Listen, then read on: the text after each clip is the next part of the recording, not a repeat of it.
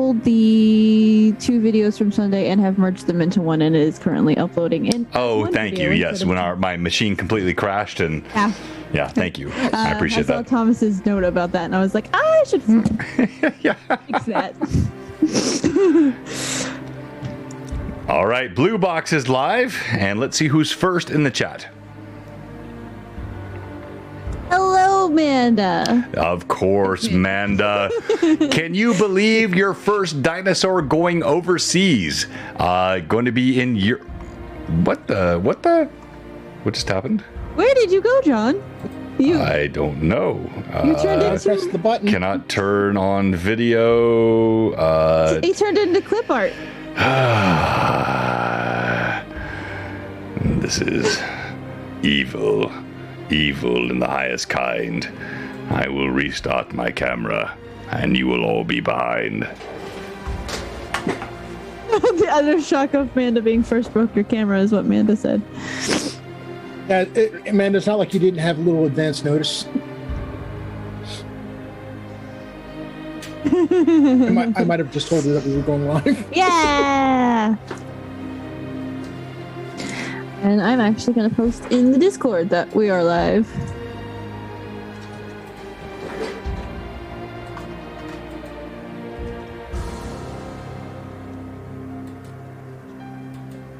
I'm beginning to think people got used to us going starting necromantic even at 6 Central.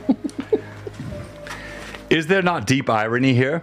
Everything was working fine until the stream kicked off, and then all of a sudden, my frickin' camera went off. And you became clip art. Hang on. I am not that easily defeated. So yeah, I'm switching to every camera now. So this is a Zoom problem.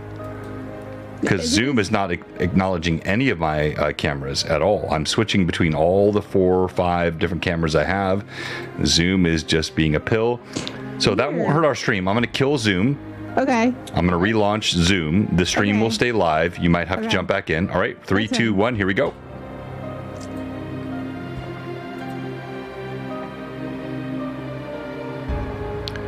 Do not despair, Blue Box fans. We will make this happen. Exactly. See, we can even show that and then bring back that. That was a pure Zoom problem, not a slobs, not an Alienware. What the heck was that? I'm back. It's so crazy. Like it was nothing to do with any of my stuff. It was Zoom. Zoom just like freaked out on my local camera. So here's Zoom. Here we go. The heck? Yeah, Zoom. Hey, Jerry. Good to see you as well. Robert, thank you so much for being with us tonight, as well as Evelyn. Amanda, as always, we are so thankful to you. And everything looks good now. All right, so tonight we are talking about to rail or not to rail road. And we'll do sponsors and other stuff a bit later, but I want to jump right into it tonight. This actually was a topic. Hey, Steve, don't say choo-choo unless there's a hype train. I don't see a hype train, Steve. But we are talking about railroads. No, I think He's not. Yeah. I'm poking. I'm provoking. Anyway, so it's a great topic because no DM wants to. Well, I shouldn't say that. Maybe some do, but most DMs I know don't want to be railroad DMs. And I was offended this week by Robert. In fact, I thought about flying up to erstwhile his domain and body slamming him with great vigor and frustration because he said he felt like GHA Book 2 was a bit of a railroad. Don't ignore the camera. You don't have to have an excuse to visit Robert, John. Come on. That's true. That's true. I mean, I would have taken him out for pizza first. All right, so Robert, talk to us about your thoughts on railroading, and you were very kind about it. You said, "Hey, look, I love GHA Book 1, I love Rune Lords. Book 2 felt at times a bit like a railroad," and I said, "Boom, that's an LMA topic," and we've touched on this before, so it's like not like the first time we ever discussed. But I think that's a good thing to jump into now. So, Robert, what do you mean by that? So, okay, I mean, to be clear, I mean, the whole thing with the glyph and everything, that's a definite story hook. It's a way to get things going. And is it a little bit of a railroad? Yeah, but you know something? I can work with that. What ended up happening, and I mean, it's not necessarily the greatest feeling as a player to be in that kind of situation where you're forced to do something, but for the sake of story, you can run with it. I really ran into an issue with the whole showdown at the tavern. There was nothing about that scene that felt good to me. It felt like this was how it was going to be. There were no options, and I understand that, you know, the possibility the players could have played against their characters' natures. I would have actually honestly been disappointed if they had. I was kind of feeling bad because I was rooting for Evelyn to be Moria, who Moria was and who it seemed like she was, and keep going with it, even though the way it looked was, yeah, that was probably going to end with death. And it really felt like, okay. So hardcore, this is what's going to happen. And Robert went right for the jugular. I love this, Robert. This is so good. Thank you. I always call you in as my foil. So we're getting right to the depth of this. That session in book 1 really was creating the backdrop for Relastra. And if you have a group of players that are in a highly oppressive society, and then you have several armor-clad guards come in, is that a railroad? Is that not like, that could never happen? So if you're a DM and they're sensed and the DM knows that this is the society they're in, then just don't do it. Don't put those guards in there. Or how do you? So here's the thing. I mean, because you're the DM, you have all the options at your, you know, in there in front of you, and having been confronted by guards, not a bad thing. Having been confronted by guards who there was only two outcomes really. Either they submitted to the guards, or they went, you know, or a couple of them were going to go down swinging because that's who their characters were, that's what their backstory was. And the thing is, you know what their characters are. So could there have been another option? Did the guards need to be that powerful? I'm okay with having, you know, them being somewhat above them, but that wasn't. I mean, the fact that none of the other guards needed to do anything, the one guy just basically just took. Well, no, the others were all surrounding. They had, but I feel like we're mansplaining here. Evelyn, you were Moria. You were the one in the midst of this. You felt it. What was your thought on that? Well, and I don't want to go too deep into this because I know we're talking about the stories of the fallen characters. No, but right. But just knowing that Moria, in the dwarven society that she came from, was required to have the part of their society as young adults is they are required to have military service. So she had military service. So she did not feel completely unable to stand up for herself in that situation. She was a lawful good character. Dwarves are lawful aligned, lawful good or lawful neutral, and she was very much going to do what was right in a very evil place. And when confronted with not only a soldier that represented, you know, an enemy combatant, but an enemy combatant tied to a very long and dark history for her people and the people that her people had sworn to protect, she was not going to drop her weapon to that person, period. There was nothing that they could have said to make her lay down her arms in that situation. And so in that case, I felt that I could not meta game that as a character in play self-preservation because I liked my character backstory and I liked the character that I created. I had to lean into who she was and go do what she would have done. And yes, that meant that I found myself in the very precarious situation of her life being down to a dice roll in the next session. But I went into that and I regret nothing about what happened in that situation because I knew exactly that was the right thing for me to do as Moria. All right, so you are not under indictment here. The role play of Moria was perfect. There is no question about that. The DM is under indictment here. Did he create an unrecoverably, obnoxiously inappropriate situation where when these guards burst through in full plate mail with long swords, 10 of them, if I recall correctly, spreading out through the tavern, the question is not whether you did the right thing. Right. The question is then if a DM plays the scenario in a fashion which is, and this is maybe, I mean, I'm fully willing to be told I'm wrong, but to me, I create scenarios which are realistic in my mind based on the scenario where things are and the world you're in, the city you're in, and the guards and the government of that area. And so if that is as they burst in, I guess it's maybe very similar to my sense that I don't check your hit points. Right? I don't ask you what your hit points are. I just run the game. And I try to do the same thing with my encounters. So I guess that was Robert's point then is maybe that becomes a sentence of death for a player like Evelyn, who is running Moria, if these completely inconquerable guards rush in and she has to play her character, I've effectively killed her character with a scenario. Is that what you're saying, Robert? I mean, I was going to say, I felt like it was a no-win scenario, and that because of the character that I created.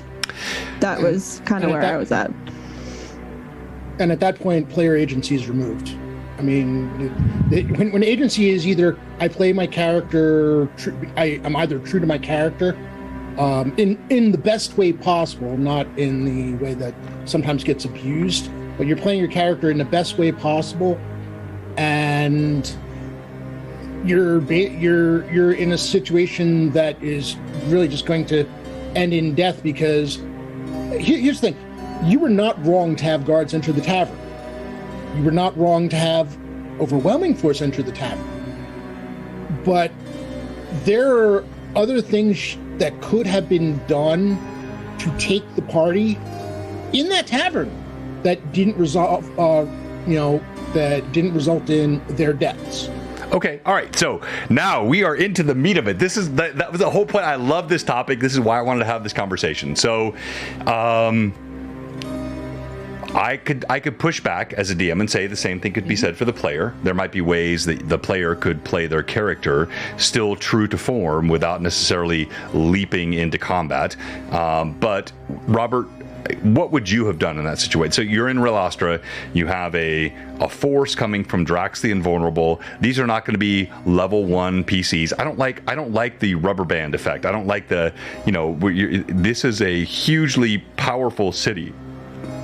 Mm-hmm. So I mean, Evelyn just gave the answer that I was going to give. Caster with the sleep spell. They're level 1 characters. You have a spellcaster with. But that's contrived. So the DM. So that's what I'm saying. Like, wait. I'll let you talk. Wait. So you're saying the player should be able to play their character, should the DM not be able to play the world? The DM, yeah. But here's the thing, though. If the DM's playing the world where you've taken away, because you got to remember, at times between playing the world and making it that the players have no real choice. Have you ever been pulled over by a police officer, Robert? Ever? Have you ever been pulled over by a police officer? Maybe you haven't. Not a long time, but yes. Yeah, I've had it more than once myself. You have no agency at that point. When you're pulled over, You do what they say. Okay, but here's the thing. The police officer and I are not playing a game. I know, but I'm trying to make my game as realistic as possible. But again, the police officer and I mean, they're first of all, the police officer, and thankfully, hopefully, we're all. Well, they're not pulling guns out on you, yeah, but I'm just saying, like, you've lost agency at that point. It's my only point. Like, you're going to do what they say. But I mean, here's the thing. There are ways. I mean, considering the fact that after the fact you tried to have them res the characters, that the point was to capture them. So. Oh, okay. Wait. Okay, hold on. Let me process. Yes, the underlings were chastened by Drax and the Fiend Sage. When they walked in there, they're thugs. They are soldiers, plate mail clad, armor clad soldiers with long swords, trying to subdue this party. They didn't know what Drax's ultimate goal was. He told them to get them. Never anticipated having someone as noble and as vigilant in terms of character as Moria. So they thought these people would be overwhelmed by force and just subdued, and they were wrong. Is that not a fair way to play that scenario? Chat, put this up if you could, Evelyn. Let's let the chat respond here. Was I? Robert, I'm gonna let you fit that. But please put that up in the chat. Like that scenario. Should a DM ever create scenarios which could be almost inevitably fatal to PCs based on decisions? Or is that a wrong thing ever to do as a DM? You word it however you want. All right, Robert, go ahead. So, I mean, again, if their goal is to capture them, again, I don't have a problem with them being surprised that the party and members of the party said no. And we're going to stand up for themselves. But if the goal was to capture them, then they should have looked more like a group that was built to capture them, with the understanding that there could be trouble, and they were obviously armed for trouble. But you had a force where there was no way, with the makeup of the guards versus the players, there was no way that was going to end up ending. Either unless Evelyn decided and Terry decided to play against her character type, without one of them likely dying. I mean, or being knocked unconscious. So again, this is like, I don't like scripted things. It's almost the opposite of a railroad. Railroad says you do this, this happens. To me, scenarios are created, and who was behind this, Robert? Drax, ultimately. Well, and Drax, as far as like ultimate, and Drax is what? An animus. An animus. Yeah. He's So you're expecting some sort of reasoned approach from Drax the Animus in this scenario.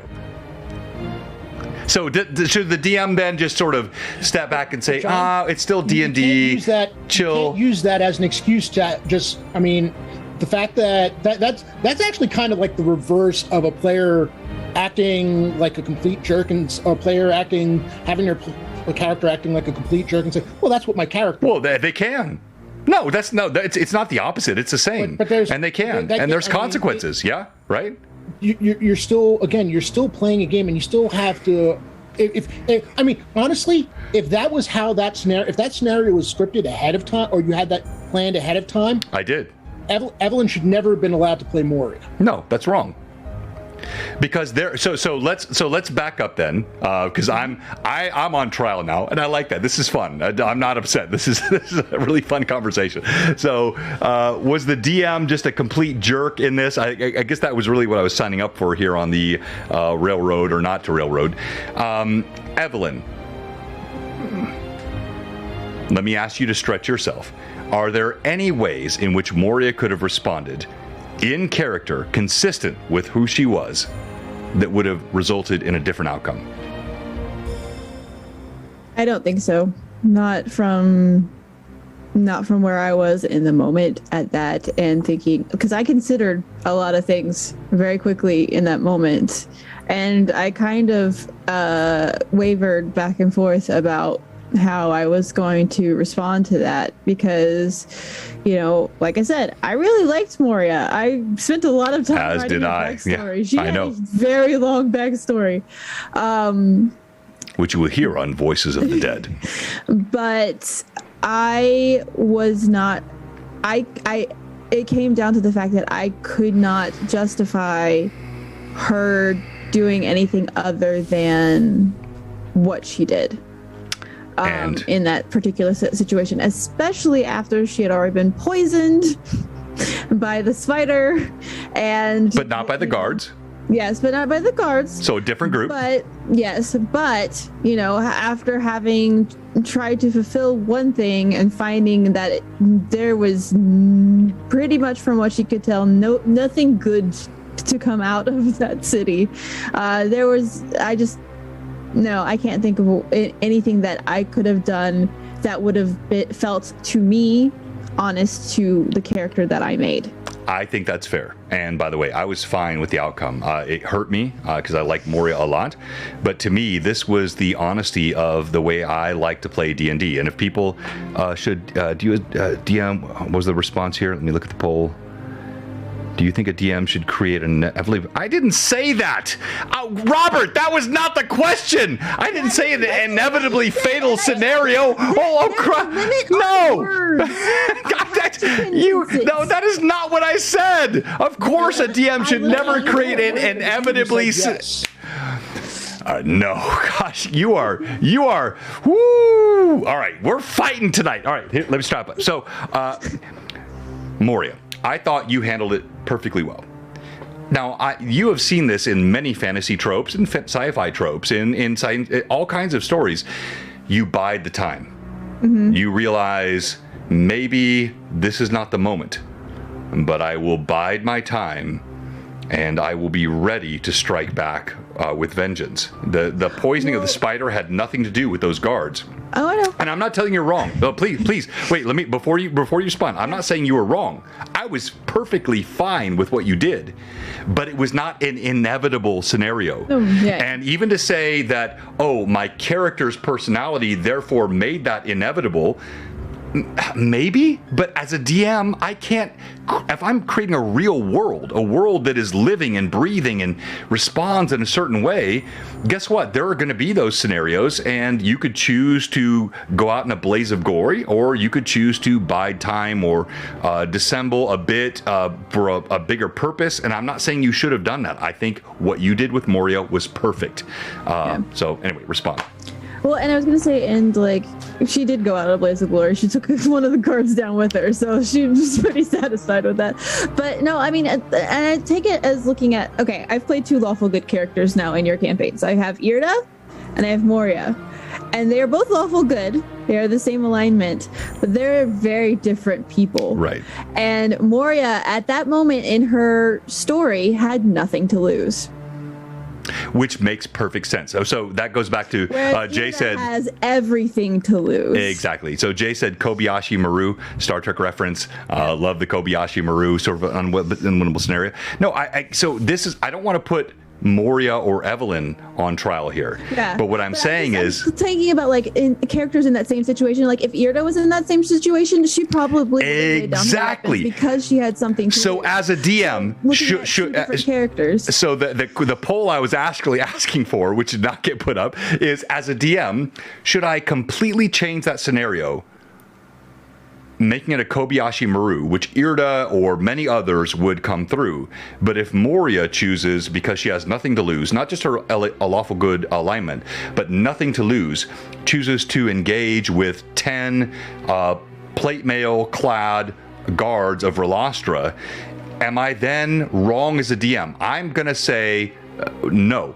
That is real. Those things happen in different scenarios, and that should be something that if a player dies, or I'm sorry, PC dies, then I don't choose that, but I don't want to just create a rubber band effect or a Mario Kart, things come back to you and everything's easy.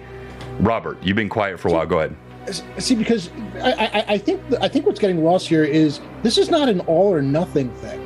Yeah. I mean, my problem with the fact was the choice that you had laid out for her, and I think Evelyn played it perfectly. I know. I agree. After there's Evelyn is not on trial. She played that perfectly. Absolutely not. Yeah.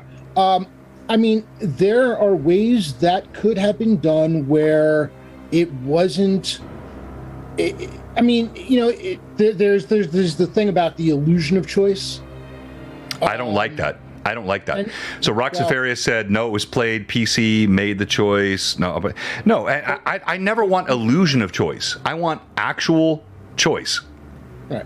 Well, there was, I mean. And I could be wrong. Here was, but here's the thing. You as the DM, again, because as the DM, I understand that you want to be as realistic as possible. No, not as realistic as possible, because I could get, I don't do the hardcore realism, but as realistic as, to me, my style of game, enough realism that it feels reasonably real. That's I guess I should probably put that on my somewhere. Reasonably real. At the same time, the things you want to do as a DM still have to take into account knowing your players, knowing their characters, and understanding what it is you were about to do. That is your responsibility. That's one of your responsibilities as a DM. I mean, if you put me in a situation where my character had no choice, my character would have done the same exact thing as Moria. If I had that type of character playing Moria. Yeah. I would have done which is fine. Thing. And I'll be honest with you, I would have been upset about it afterward. I would have been very, very upset about that afterward, because that would have felt like I just wasted a lot of time putting together a character with a strong backstory. Okay. All right. So wait. Hold right there, because I'm fine with that, and I don't like upsetting my players. I love my players. I invest so much in them. I spend a lot of money on their backstory art and all that. But if you're telling me what you're saying, then is if I've written a complex backstory, then you as a DM should never create a scenario in which I could be prone to demise. No, absolutely not. That is not what I said at all. That's what I heard. So clarify. No. What I'm saying is, when you put together a scenario that specifically I have the choice of either ignoring what my character is. No. There's more than just ignoring. There's also being smart. There was nothing in Moria's backstory, and I'm not critiquing. I love how Evelyn played it. I was hurt. I was hurt by Moria's death, but I understood. But as a player, you could also say she's got an intelligence and a wisdom of X, Y. She can look around the room and realize this is a fait accompli result, which would not then result in an outcome which will have any benefit other than her going to meet her god sooner. And that's okay too. And I'm not saying she should have done that. That is not what I'm saying. But I'm saying as a DM, I don't want to have these rubber band worlds where I only create encounters which have a positive outcome if the players choose to fight or flee. I never said the outcome had to be positive, but that wasn't positive. That wasn't a comment. That was an execution. It was not an execution. It was not. If they would have walked in swinging swords, that was an execution. They walked in saying, "Halt, stop." When the players, when you have a player who is going to be playing true to their character. There are many ways to play true to a character. Have you never seen? This is fun. That's why I have Robert on my show, because we fight all the time. And I want to go back to Evelyn, who is again being silent and being mansplained to. But you could have many outcomes in those scenarios, and they are not just all combat or surrender. There are many other options. Let me go back to Evelyn, please. Yeah. You're agreeing with Robert. I know. That's okay. No, I mean, yeah, I mean, there were, of course, like I said before, it just depends on the character and how they would react to that situation. I mean, like, that's why I used the ear to Moria comparison, because it, like I said, in that same situation, it would have been a completely different thing with a different character. But yeah, I mean, and I think, you know, too, part of it was the desperation of the fact that, like, we were poisoned. We thought we were all gonna die. She was like, well, I'm gonna die anyway, so might as well take someone out with me, possibly, because I don't know if I'm surviving being poisoned. So, I mean, like, there's a lot of things to be considered at the I like that. too. I like that. Evelyn, no, yeah, that's actually, you said the smartest thing on this show, which is not surprising. Robert and I should just shut up. Yeah, I did say DM-splained. Yes, I said DM-splained, not mansplained.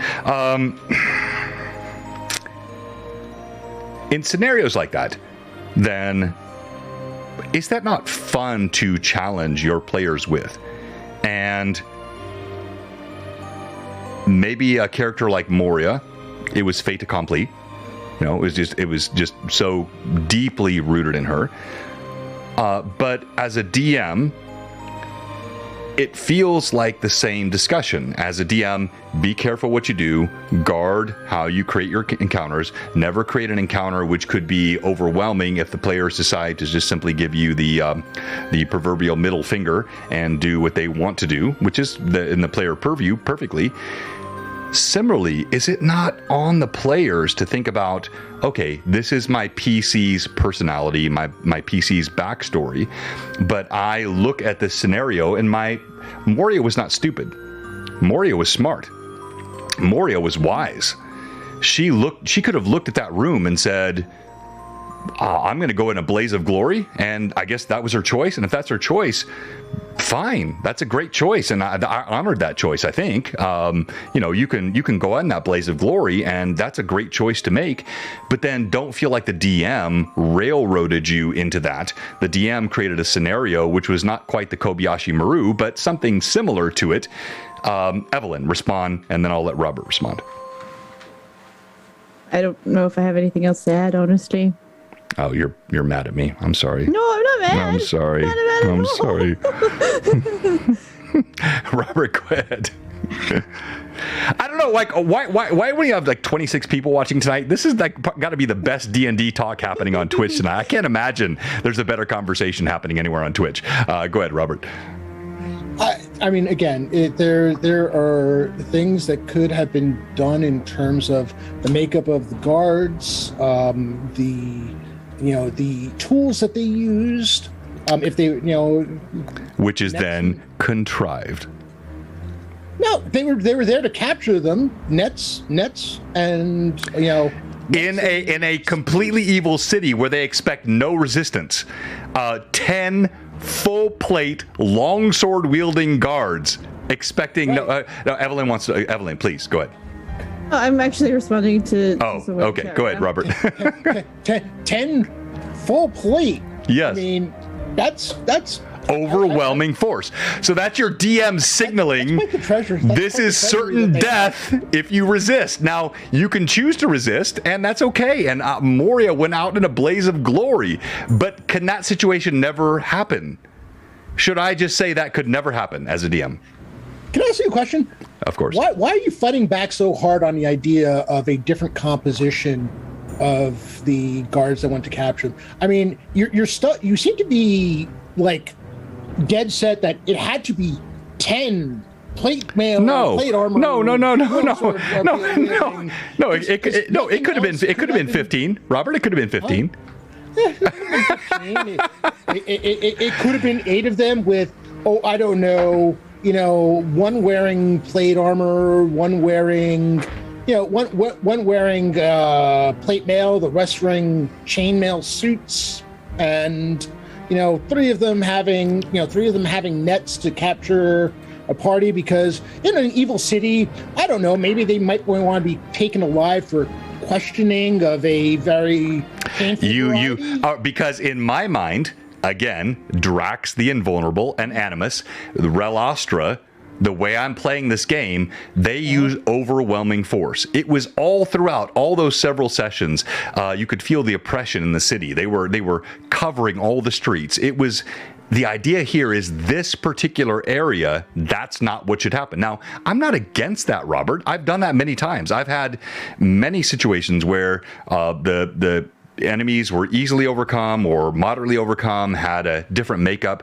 This was a specific motif that I was creating for Relastra with an animus running it, evil. So, and they don't expect, they don't need nets. They don't want nets.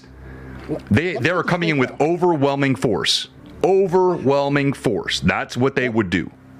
Let me get this straight. They were going to outnumber the party 2-1 anyway. Yes. And you said, they're going to outnumber the party 2-1. Two of the characters, actually, I don't know if Rizia and Taldar were wearing armor, or they were just wearing furs and such. I don't have their character sheets, but you have two barbarians, the thief that hid. Yeah, you got the and if let's just say just the leader was wearing plate mail. Well, why? Then I am kowtowing. My turn. Okay, all right. The leader's wearing plate armor. The rest of them are wearing chainmail. They have, say two, 6 or 5 of them are carrying spears and nets. Are you telling me at that point the odds are even? It's not overwhelming? No, I'm telling you she's still dead. There were no attacks that were made on those. It was the lead man that came in. If he's in plate, he attacked Moria because Moria swung at him. She's still dead. No change in outcome. So what's the point? But What's the Robert? Answer my. What's the point? She's still dead. You could have had the leader just say.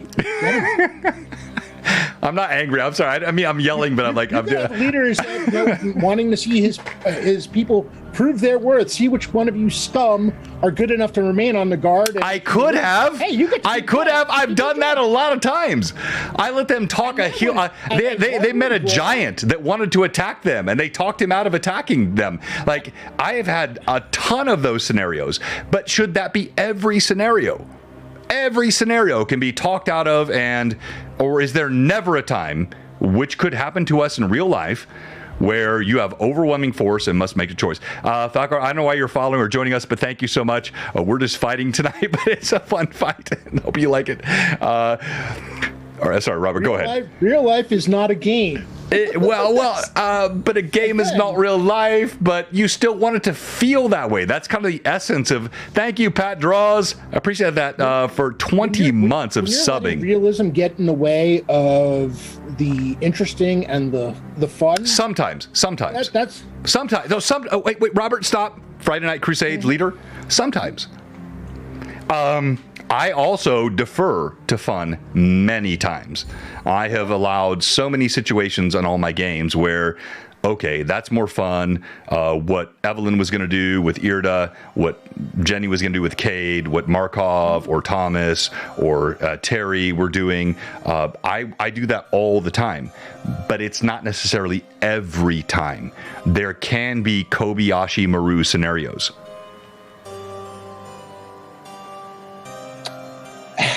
I mean, yeah, that's, if you want a Kobayashi Maru scenario, that's fine. Which Kirk survived, by the way. Which Kirk survived, by the way. Kirk's. Yeah, the Kobayashi Maru was survived by Kirk. He did. He did. All right, let's go back to Evelyn. We're talking too much. I want to hear more stuff from Evelyn. Evelyn, please say some stuff. Some stuff. Awesome. All right, chat. You guys are blowing up. I see some. Yeah, Kirk. Which is fine. That's my point. Cheat. Not in like a dishonest way, because Moria would never have done that. And I'm not saying Evelyn. Again, let me come back. Evelyn played Moria perfectly. I'm not saying Evelyn did anything wrong with Moria, but I'm also saying I run the games I would want to play in. That's it. And as a player, I want to run in games where outcomes feel somewhat fantasy real. And if I run afoul of that, and I've done it many times, but But that's my game. That's how I run it. That's Blue Box. And if that's not what the players want, I get that. If the fans think I'm wrong, I will listen. I will try to adjust. But ultimately, I like the games to have a sense of fantasy realism. And 10 guards, Drax the Invulnerable is not sending people in with nets and chainmail. He's using overwhelming force, rushing in to Vane Roberts' chains, bursting in the door, confronting these enemies, and trying to subdue them, expecting them to kowtow, to drop to their knees. Moria, rightly, in her own character, would not. And maybe there was another way to Kobayashi Maru the scenario, but she wouldn't do that, and that's okay too. As a DM, I don't want to stop creating those scenarios which make fun, yet choices are made inside the scenario. Before Robert responds, because he's probably going to swing at me over Zoom, Evelyn, any other thoughts? You're mad. No, you're mad at me. I'm sorry. I loved Moria.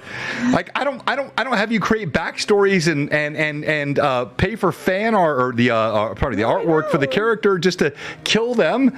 All right, Robert, you can talk now. I'm just. I mean, again, you know, there are things that could easily have been done. Still would have been overwhelming. Still would have, it at least made things more interesting in terms of what could possibly have happened. I don't understand. I will never understand the mentality of setting up a situation where I can't conceive of telling my player, this is how you have to. Oh, no, I didn't. I didn't. Moria could have done many things. So if I'm in her position, she could have dove under the bar with her axe and been prepared to spring out from behind it. She could have negotiated with the guard. I'm not, and again, I'm not saying this because Evelyn should have done this. I think Evelyn played Moria perfectly. But as a DM, I'm not creating an unwinnable scenario. I'm saying there are many ways that any PC could handle that, and she could have walked forward to the guard. You know, why are you handling this way? This is not proper. We could have negotiated. There might have been a way to, like, and if that's not in her character, that's fine. She can play that character that way, but that was not certain death for Moria. And in fact, even the way she was felled had to do with the rolls of the dice. If she had been knocked unconscious, she's unconscious. She was killed by the rolls, not by the scenario. I didn't just say you're dead. She fought. I think it was a crit or 2 hits or whatever it was, and she died.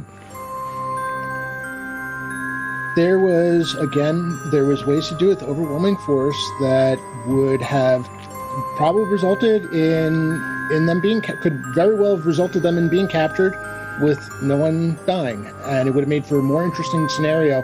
I was, that was one of the things where I'm sitting there watching this happen, and my thought was, I was like, I really, really hope this isn't one of those times where somebody is going to have a way for the potion, the thing to buy a potion to restore them to which didn't, and it didn't. And it didn't, and good. Because that would really have, I feel that would really have cheapened it. I don't cheapen things. No, and again, it didn't happen, so that's fine. But I was pretty convinced that Moria was going to die, and when my preference would have been Moria knocked unconscious. Die too. My preference was Moria knocked unconscious and then dragged there, which would have been easy, but the dice did what the dice did. And as a DM, I don't cheat the dice. I think the character that you had rolling those dice on behalf of might have had something to do with that, just a little bit. Wait, what? The strength of the characters that you had. No, I rolled a nat 20. Well, I mean, there was a crit. It was if I remember correctly. You roll crit on both of them? No, on Moria. Taldar just got knocked unconscious. No, he was killed first. Taldar died first. Oh, yeah, that's right. Yeah. Taldar actually was surrounded. You're right, because Taldar was surrounded by multiple. Moria was crit. Taldar was hit by several simultaneously. Yeah, which was part of the reason why Moria reacted in the extreme way that she did too, is because he was felled first. And she had felt, some. So remind me. I'll have to go back and look. Was Taldar the first one to react to the guards in an aggressive way, and so Moria followed Taldar? Well, because the guards demanded that she lay down her weapon, and she refused. Right. But because he was. He started fighting the guard, and he was actually felled pretty much as soon as that happened. That was the moment where she got involved with it, because she felt a burgeoning dedication. I knew it was Terry's fault. I knew it was Terry's fault. That we should have started there tonight. But because she was starting to develop some connection to these people and felt responsibility to their safety because of the cleric, that's what she felt. And because these were enemy combatants, along with her backstory, and the fact that literally she thought she was going to die from being poisoned because the antidote was now gone. All of these things stacked up to a point where... I think the poison is the wild card. Well said, Evelyn. I think maybe had the poison not been in the mix, you might have reacted differently with Moria. That makes sense. And of course, Taldar was aggressive. This was the gnoll that you horribly slew last night. Just crushed his skull. He was begging you in his own gnollish manner. He slaughtered a defenseless horse. He did. Yeah, actually, that's like killing a puppy. It is a domesticated animal. Fair. All right, that's fair. Thank you, Mad Chatters. Appreciate you all being with us tonight. And we got, we got about 15 more minutes or so we're going to run tonight. Let's put it out to the Mad Chatters. Questions you have for us. I've got a couple of other topics I want to talk about, but I want the Mad Chatters. He had it coming. Scott, come on. He did not have it coming. That's not true. Okay. And only the lawyers win. Pop any questions in the chat, please. And if anyone's new to our channel and you're watching me and Robert argue, please know this is normal for us. We're in a good place. We love each other. We're friends. It's a little bit of healthy tension, tete-a-tete, which is friendly. Hello. You're not first time. I am to being good to see you, Tracy Glowers. All right, this is a fascinating conversation. I'm glad you like it. This is very normal. Yeah. All right. So let's jump back. This article here. Let me pull it back up. And Evelyn, thank you for finding this. How to make players do what you want. I hate that title. So the entire concept of railroading. Let's come back to that. As a DM, I don't railroad. I create sandbox worlds. I create open worlds. Even when I use a pre-prepared module, I let the player, Rune Lords. I mean, goodness, how closely have we held to the Rune Lords campaign? Barely, right? Because I want my players to feel like they have an open world. But there can be scenarios. Think of the Lord of the Rings. Frodo got the ring. He had a mission. He had to go to Mordor. Now, he could have gone in several ways, but ultimately he had to get there. He had to throw that in the Mount Doom fire, and that was part of that story. Now, I'm only using that as one example. There are many. Think of Rand Thor in Wheel of Time. He was the dragon reborn. He had a mission that he had to fulfill, and he had to get the sword, all that. It's just, so I don't like doing that over much. But occasionally, there might be something that's a bit railroady, which actually helps tell a story.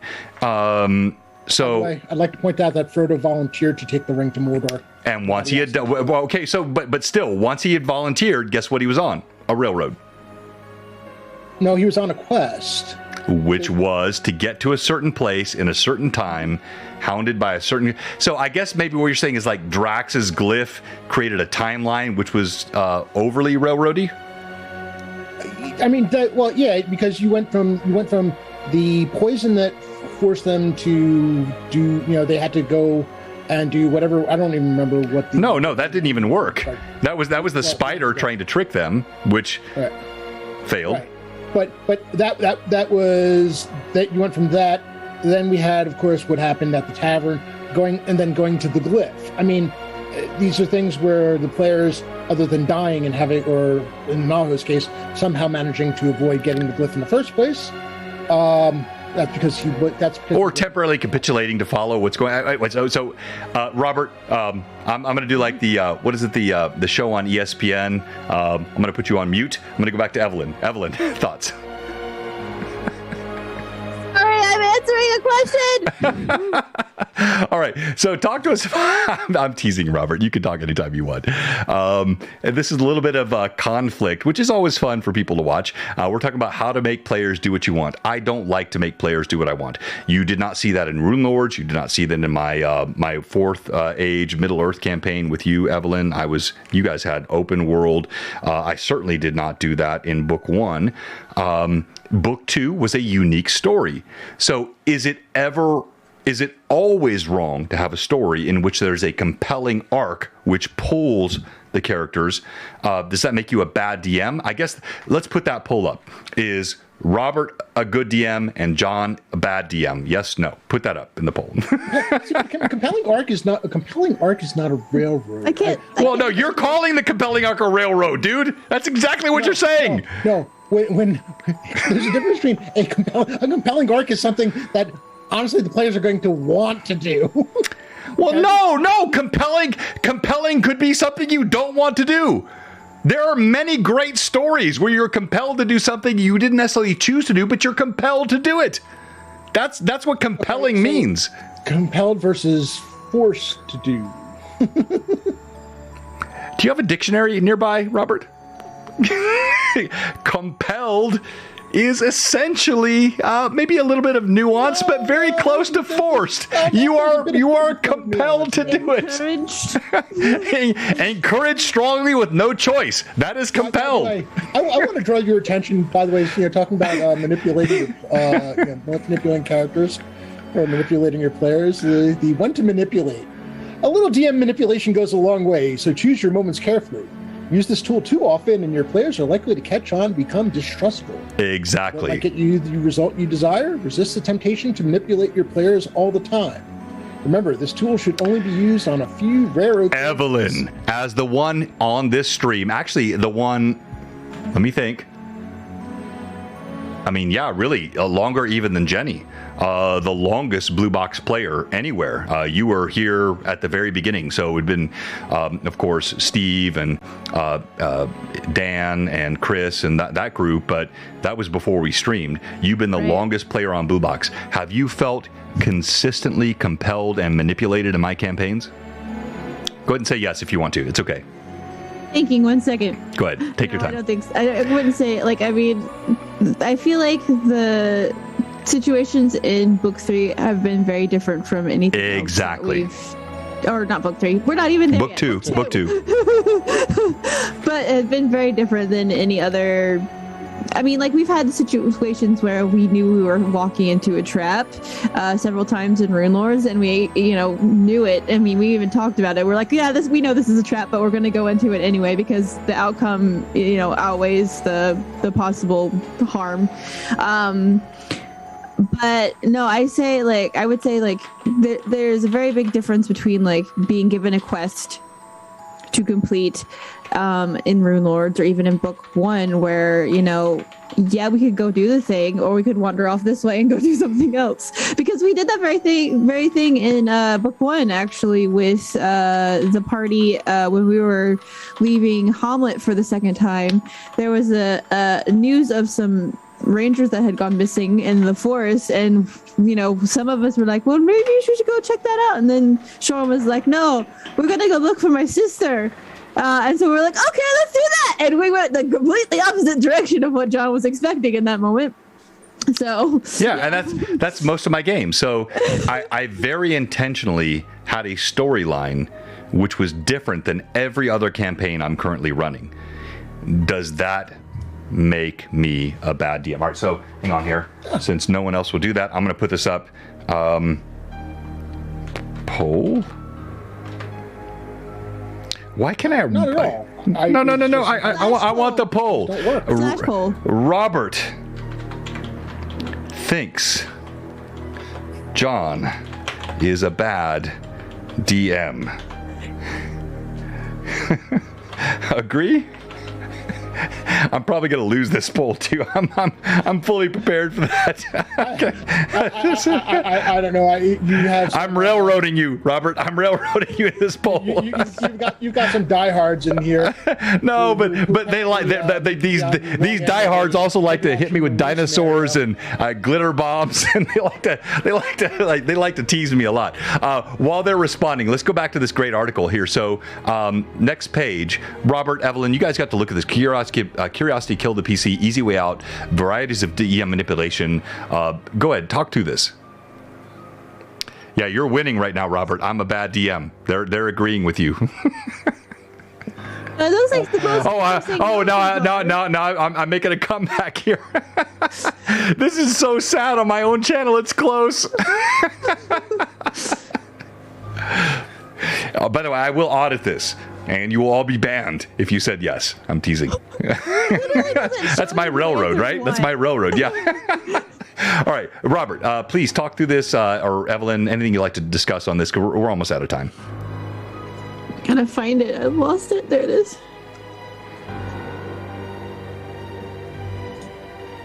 So, Curiosity killed the PC.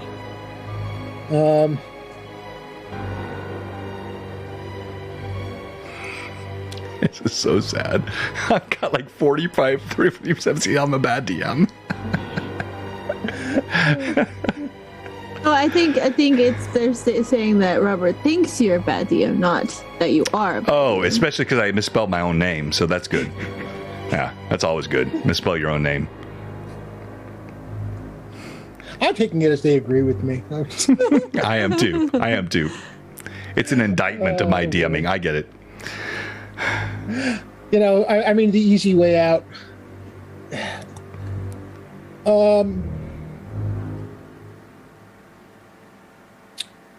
I'm not crazy. The easy way out. That's too loud. Hang on. Let me fix that. Go ahead. Okay, so here's the thing, though. The way this is described is the outcome is not a good thing. It's basically it's ways to trick your character or players into a more dangerous situation than they even think they're in. Well, okay, so hold on. Then would that be the ambush that happened on Tuesday night, last night, where they were rushing forward? I had Knoll guards on the foreground. I had the sort of spear, silvery spear poking up ahead. There was an ambush set to the right side. The players move forward. Is that then railroading the players because I tricked them to move forward, which is actually what enemies would do? No, I mean the players. Actually, it's probably more a sign of their tactics. I mean, I won by a 7% swing margin. When you head into an area where, hey, look, there's a pretty good chance. This looks like a pretty good ambush thing. And I'll draw on my personal campaign for this. My players get themselves into real trouble when they forget about stuff like ambushes and things. Because otherwise they're normally very tactically aware, and I can tell when they're feeling really, really good about themselves because they stop trying to, they stop trying to be cautious. They just go straight ahead, don't pay attention to the terrain that I've told them that I've set up for them. And it's you run into if you're running into a valley or an area where this is a pretty good ambush spot. Yeah, I mean that's not a railroad. That's basically tactic. The bad guys know what they're doing, and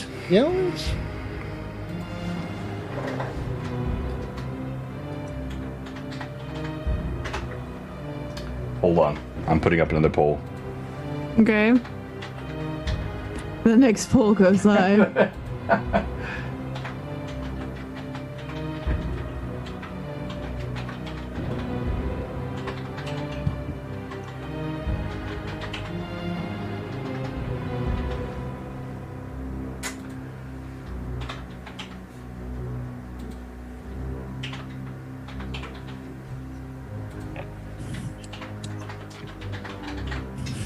and just hang with us. We're going to do a raid here in just a moment. All polls are anonymous, I'm Devine. They are. The polls are anonymous. All right. So this poll is Robert actually John's friend? Yes, maybe, or no frickin' way is in the chat. So I won the poll on the first one, but I don't feel like I won. It was 57-43. So literally 43% of my viewers on this chat said I was wrong and I'm a bad DM, as Robert said. All right, so let's see here. Oh, maybe, yes, no. We're gonna raid. We're gonna set for Jay to raid here, but this was fun. Last thoughts. Let me give my summary, and then I'll let Robert and Evelyn have the last word. As a DM, I went into book 3 creating intentionally a scenario which was compellingly oppressive. It was the entire intent of Relastra. You got the fractured Great Kingdom. You have an Animus leading the city. The Animus doesn't come in light and easy with nets and daggers. He comes in with overwhelming force. And I do not fault Moria or Taldar in the slightest. Heck, Liam, that was a horrible outcome. His first combat, rushing up the stairs, a crit roll. It happens, and it happens for the players as well. You know, I've had BBEGs that have been absolutely crushed in one blow by the players, and to me, that's the game I want to play.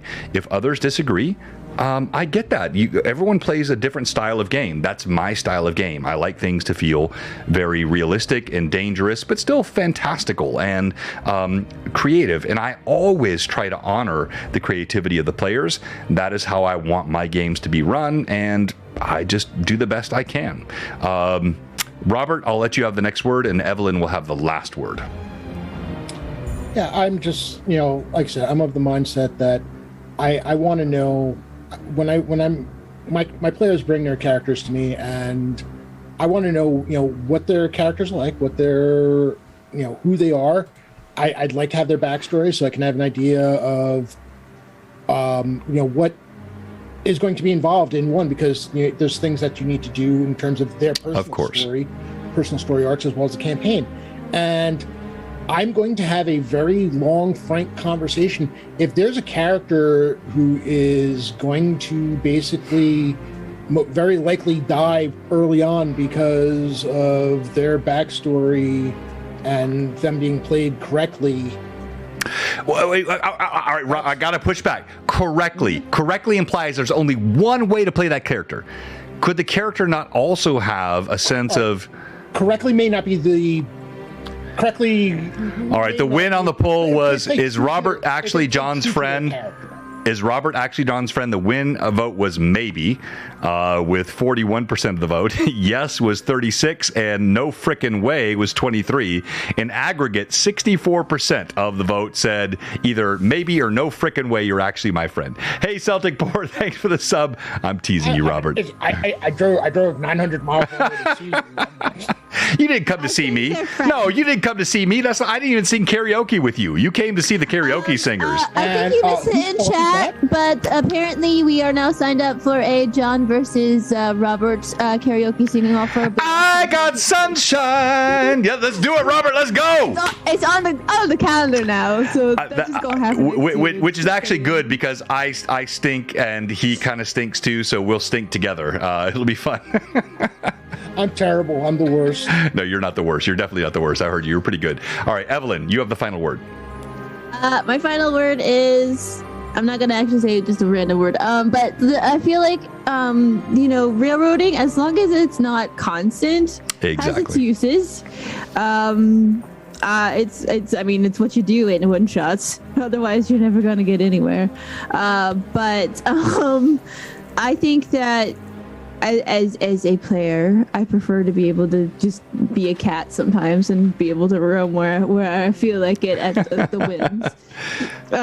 So I am actually kind of glad that Moria died because I don't have a glyph on my hand, and Alora can be as chaotic and wander where she pleases. All right. So let me drop the mic here at the end of this. So do you remember the title of the last session last night, Robert? Did you see it? Oh, I remember. Oh, you who accuse my accuser with your bony finger in my face. What was the title of last night's episode? I don't remember. I was too busy watching. To follow or not to follow. That's fine. We have one. Why follow? Why follow? Yeah, same idea. So you had one PC still with the glyph. Mm-hmm. One, Rizia. I know. Book 2 could end next week. Yeah. That's not a railroad. I mean, if the entire party walks away, book 2 ends. Yeah. No. And we move on. So it's not truly a railroad. It's a story.